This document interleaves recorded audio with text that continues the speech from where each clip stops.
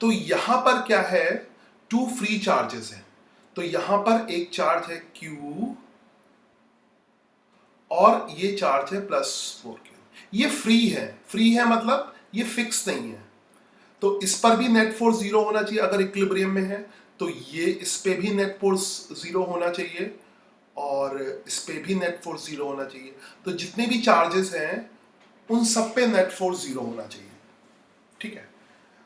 अच्छा, अगर ये तीनों चार्जेस एक लाइन में नहीं है तब नेट फोर्स 0 नहीं हो सकता। तीनों चार्जेस पे एक साथ नेट फोर्स 0 नहीं हो सकता। तो इसको बाद में एनालाइज करना। तो फिलहाल क्या है कि इन +Q और 4Q के बीच की डिस्टेंस x है। ठीक है।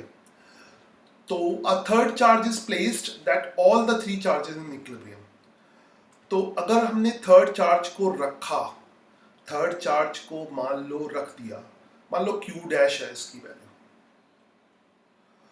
तो अच्छा अगर ये चार्ज मान लो थोड़ी देर के लिए नेगेटिव है तो हरा वाला इसको पुल करेगा, ये हरा वाला भी पुल करेगा।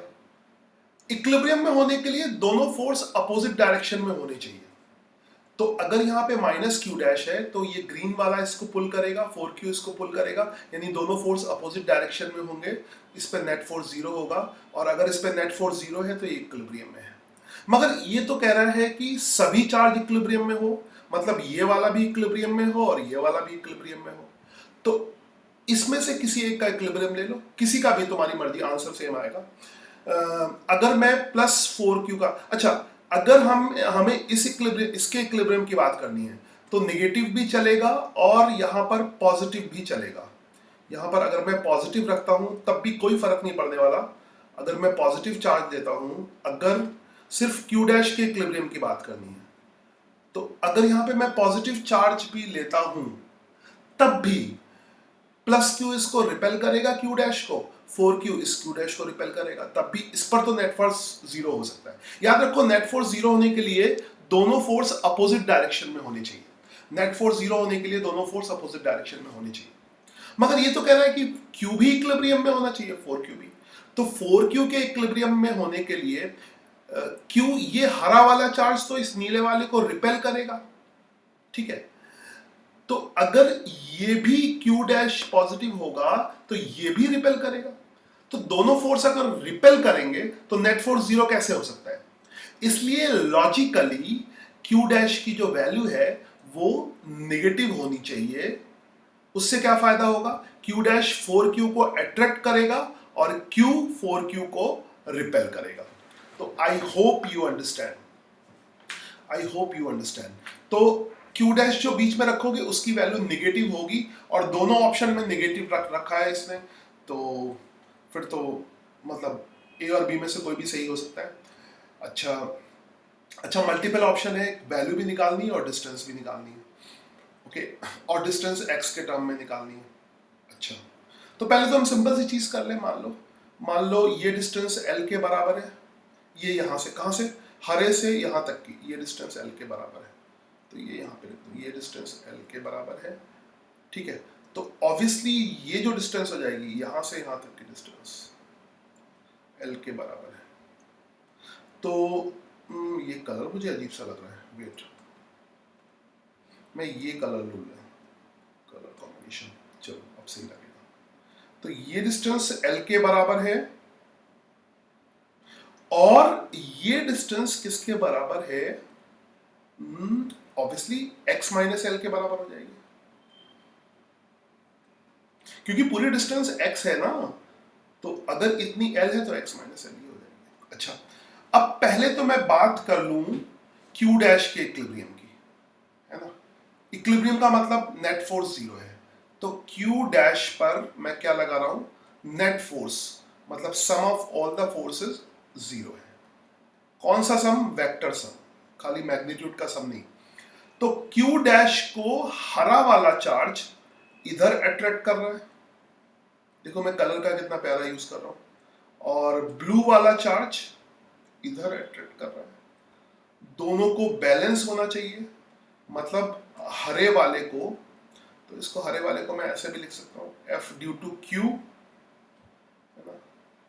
पता नहीं ये हरा है नीला, नीला है, सॉरी, हरा ही लिखना पड़ेगा, ग्रीन, ग्रीन और ये ऐसा ले लिया, it is I think green colour, हाँ this is green colour, I hope it is green, कोई भी चलेगा। नाउ और ये F ड्यू टू Q हो जाएगा, और फिर blue this is F due to 4Q हो जाएगा। ऑब्वियसली मैग्नीट्यूड बैलेंस करने तो मैग्नीट्यूड ही रखना होगा। तो Q डैश पे नेट फोर्स 0 हो गया, Q डैश पे नेट फोर्स क्या हो गया, 0 हो गया, Q डैश पे नेट फोर्स 0 हो गया। तो शुरू करते हैं।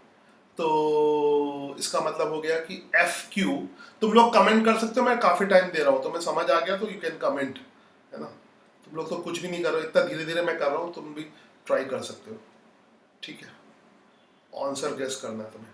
F due to Q is equal to क्या हो जाएगा, F ड्यू टू 4Q। इसमें तुम्हें देखा होगा 12th क्लास का कुछ भी नहीं है, सब 11th क्लास का है। खैर ठीक है। यहाँ पे अगर मैं थोड़ा सा इसके बाद सर कलर इतना नहीं यूज करूंगा, थोड़ा सा मैं ऐसे लिख देता हूँ, आगे से कलर का ध्यान नहीं रखूंगा क्योंकि बहुत कलर हो जाएगा। सो ठीक है, F due to 4Q blue colour, I hope you understand, जाने दो बस, बहुत हो गया। नाउ अब Q का फोर्स कितना हो जाएगा वो रखो, K फिर से कैंसिल हो जाएगा, लिखने की जरूरत नहीं है, हमें क्या लिखना है, Q इंटू Q डैश और डिस्टेंस का स्क्वायर, डिस्टेंस का स्क्वायर मतलब L का स्क्वायर, और F ड्यू टू 4Q कितना हो जाएगा,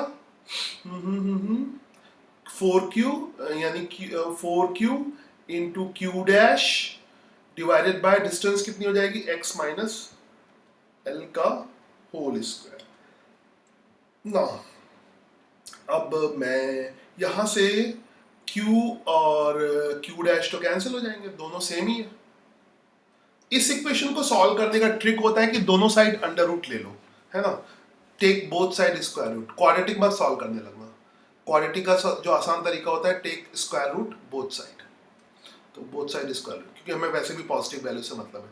तो यहां पर आ जाएगा 1/L इज इक्वल टू क्या हो जाएगा, 2 अपॉन, है 4 का अंडर रूट 2 होता है, 2/x माइनस L। इसको क्रॉस मल्टीप्लाई करो, इसके बाद क्रॉस मल्टीप्लाई करो, तो x minus L is equal to किसके इक्वल हो जाएगा, 2L के इक्वल हो जाएगा। तो क्या फिर L की वैल्यू किसके बराबर आ जाएगी, x/3,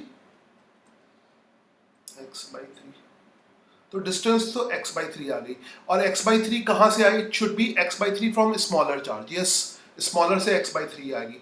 तो एक तो ये आंसर सही है, सी आंसर सही है, मगर ये अकेला सही है भरोसा नहीं। अभी एक चीज और इसमें कर सकते हो, ठीक है, एक चीज हम इसमें और कर सकते हैं, हम ये भी कर सकते हैं इसमें, क्योंकि अभी वैल्यू भी देखनी है, 2 ऑप्शन ऊपर से भी सही हो सकते हैं।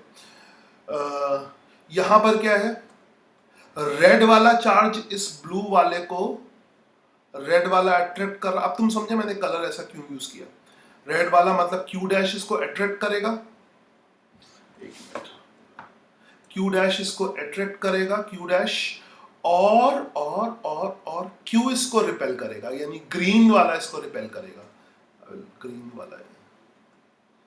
वाला इसको रिपेल करेगा, सब वेक्टर का खेल है। तो अब हम करें Q डैश, व्हाइट कलर फिर से ले लूं, तो हम लिख सकते हैं कि force due to Q dash is equal to कितना हो जाएगा, फोर्स ड्यू टू Q। अब हम इक्विलिब्रियम किस पे लगा रहे हैं, नेट फोर्स ऑन 4Q0। ये हम कर क्या रहे हैं, वो लिख दो, we are doing net force on 4Q। एक मिनट, थोड़ा सा मैं स्क्रीन से बाहर जा रहा हूँ, रिकॉर्डिंग स्क्रीन से, एक सेकंड। ओके, हम कर क्या रहे हैं, साइड में लिख देता हूँ दूसरे कलर से, यहाँ पे ये क्या कर रहे हैं, नेट फोर्स ऑन 4Q0 कर रहे हैं, vector sum of force on 4Q क्या कर रहे हैं, 0 कर रहे हैं। तो ठीक है, करो, कौन मना कर रहा है। तो Q डैश की वैल्यू 4Q पे निकालो पहले। अब डिस्टेंस तो पता चल गई, अगर ये डिस्टेंस x/3 होगी तो पूरी डिस्टेंस, x पूरी डिस्टेंस है, तो ये वाली डिस्टेंस यहां से यहां तक L की वैल्यू x/3 है, तो x माइनस x/3 ये डिस्टेंस 2x/3 हो जाएगी, यहाँ से यहाँ तक की डिस्टेंस, तो x माइनस एल की जगह क्या हो जाएगा 2x/3। तो इसको हम कर सकते हैं x/l की वैल्यू x/3 आ गई अब, तो l की वैल्यू x/3 आ गई और ये डिस्टेंस कितनी आ गई 2x/3 आ गई। आई होप यू अंडरस्टैंड। तो अब इसमें क्या करेंगे, क्योंकि इसमें हर एक चार्ज इक्विलिब्रियम में है। अच्छा, इसमें तुम जरूरी नहीं कि इसको इक्विलिब्रियम करो, इसको भी करोगे तब भी वही आंसर आएगा, ठीक है। तो तुम उसको चेक करके देख लेना, कुछ भी इसमें मुश्किल नहीं है, सब पूरा 11th क्लास का है। 12th क्लास का सिर्फ एक फॉर्मूला लग रहा है, इसी पे सारे क्वेश्चन स्कूल में भी सब जगह ऐसे ही क्वेश्चन पूछते हैं, ठीक है। तो Q डैश 4Q पे कितना फोर्स लगाएगा, कांस्टेंट बार बार कैंसिल हो जाए तो मैं लिख ही नहीं रहा हूँ उसको। Q डैश 4Q पे कितना लगाएगा, ये हो जाएगा Q dash into 4Q and divided by distance का स्क्वायर, अभी जगह है मेरे पास, डिवाइडेड बाय डिस्टेंस का स्क्वायर। डिस्टेंस कितनी है Q डैश और 4Q के बीच की डिस्टेंस कितनी है 2x/3, so it is 2x/3 का होल स्क्वायर। और फिर फोर्स ड्यू टू Q है किस पे, फोर्स ड्यू टू Q किस पे 4Q पे। 4Q रिपेल कर रहा है और Q डैश उसको अट्रैक्ट कर रहा है, क्योंकि हम Q डैश को पहले ही नेगेटिव ले चुके हैं। तो यहाँ पे क्या आ जाएगा Q into 4Q and divided by distance between Q और 4Q कितनी है, x का स्क्वायर है। Q और 4Q के बीच की डिस्टेंस टोटल x है, वो गिवन है ना। आई होप यू अंडरस्टैंड। तो अब यहां पर क्या करोगे, Q डैश की वैल्यू हमें निकालनी है ना, तो Q डैश की वैल्यू निकालनी है, तो ये तो कैंसिल हो जाएगा, ये कैंसिल हो जाएगा, 4 भी कैंसिल हो जाएगा, 4 भी कैंसिल हो जाएगा, Q नहीं कैंसिल होगा हमारा, x स्क्वायर भी कैंसिल हो जाएगा, x स्क्वायर भी उड़ा लो। तो finally we can write it as 9Q dash. Answer अब तो कमेंट कर दो भाई लोगों, तुम लोग तो खाली बैठे हुए हो, कुछ देख ही नहीं रहे हो। इसके बाद कैलकुलेशन करके तो कमेंट कर दो, अब मैंने पूरा सवाल कर दिया, तो खाली देखने में लगे हो। 9Q dash divided by 4, 9Q dash, मैं इतना धीरे धीरे समझा के सॉल्व कर रहा हूँ, और इस इक्वल टू किसके बराबर आ जाएगा, 4 तो कैंसिल हो गया ना, 4 तो कैंसिल हो गया, तो Q बचा ना, Q डैश की वैल्यू 4/9Q, Q डैश की वैल्यू 4/9Q, इसका मतलब 9Q/4 नहीं, मतलब एक ही ऑप्शन सही है। मैंने कहीं कैलकुलेशन गलती तो की नहीं है, लग तो नहीं रहा, लगता नहीं है, हाँ। तो आई थिंक एक ही आंसर सही है। एक्चुअली में Q डैश की वैल्यू चेक कर लेना, कैलकुलेशन है ना, कैलकुलेशन अगर गलती है तो मुझे माइक्रोफोन ऑन करके बता दो कहाँ पे गलत है, मुझे नहीं लगता गलत है। 4Q/9, I hope I am correct, okay. हाँ, नेगेटिव होगा, नेगेटिव 9Q/4 नहीं हो, तो इसका भी एक ही आंसर सही है फिलहाल, 1 आंसर इज करेक्ट।